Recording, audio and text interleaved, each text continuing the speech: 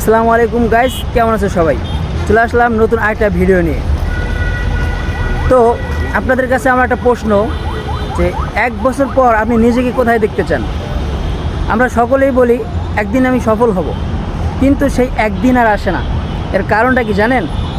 আসলে আমি সফলতার যে পথ সেটা কখনো ফলোই করি না, বা সেই পথটাকে যে আমি ধরবো সেটা কখনো ধরিই না, যার কারণে সেই একদিন আর আমার আসে না।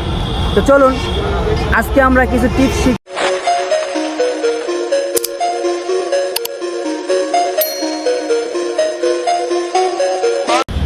নিজেকে গড়ার জন্য আপনার প্রথমে যে জিনিসটা করতে হবে সেটা হচ্ছে আপনাকে একটা অভ্যাস তৈরি করে নিতে হবে, একটা রুটিন তৈরি করে নিতে হবে।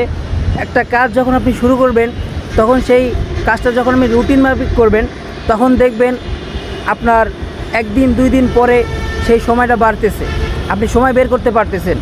যেমন ধরেন আজকে 1 মিনিট বা 2 মিনিট একটু হাঁটাহাঁটি করলেন, বা 10 মিনিট বই পড়লেন, ঠিক এরকমভাবে পরের দিন 10 মিনিট বই পড়লেন, তা আপনার 20 মিনিট হয়ে গেল।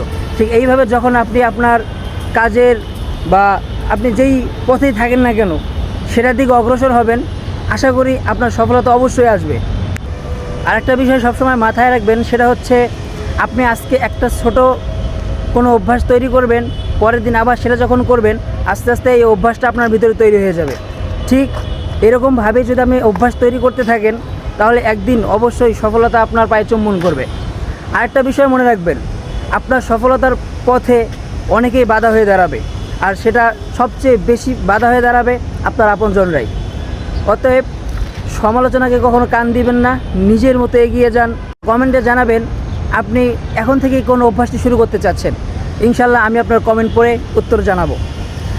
আর ভিডিওটি ভালো লাগলে লাইক কমেন্ট করবেন এবং সাবস্ক্রাইব করে পাশে থাকবেন। আসসালামু আলাইকুম।